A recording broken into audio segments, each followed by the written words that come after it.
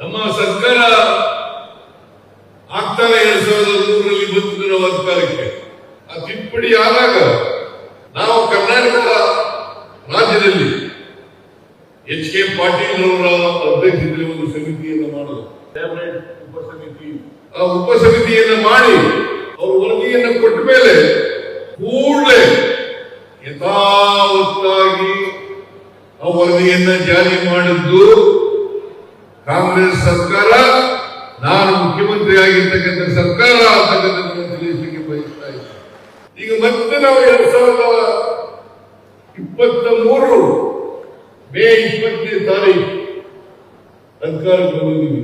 ಈ 3 ವರ್ಷಗಳಲ್ಲಿ 13,000 ಕೋಟಿ ರೂಪಾಯಿಗಳನ್ನ KKRDBಗೆ ಕೊಟ್ಟಿದ್ದೇವೆ.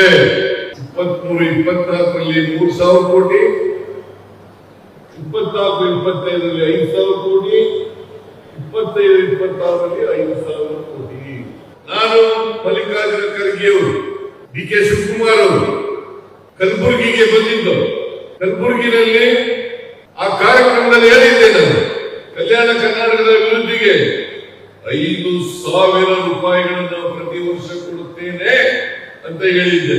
ಅದರಂತೆ ನಾನು 2 ವರ್ಷಗಳಲ್ಲಿ 10,000 ಕೋಟಿ, ಮೊದಲನೇ ವರ್ಷ 3,000 ಕೋಟಿ, ಒಟ್ಟು 13,000 ಕೋಟಿ ರೂಪಾಯಿಗಳನ್ನು ಕೊಟ್ಟಿದ್ದೇನೆ. 371 ಮಾಡಿದವರು ಯಾರು? ಅವತ್ತು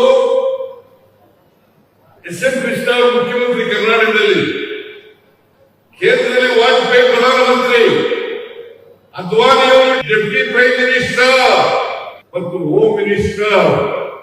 ಅವರಿಗೊಂದು ಎಸ್ ಎಂ ಕೃಷ್ಣ ಅವರು ಪತ್ರ ಬರೀತಾರೆ, 371 ಮಾಡಿ, ತಿದ್ದುಪಡಿ ಮಾಡಿ, ಸಂವಿಧಾನ ಸೇರಿಸಿ ಅಂತ ಮಾಡಿದಾಗ ಇದೇ ಅದ್ವಾನಿ ಅವರು ಎಸ್ ಎಂ ಕೃಷ್ಣ ಅವರಿಗೆ ಬರೆದಂತ ಪತ್ರ ಮಾಡಕ್ಕಾಗಲ್ಲ.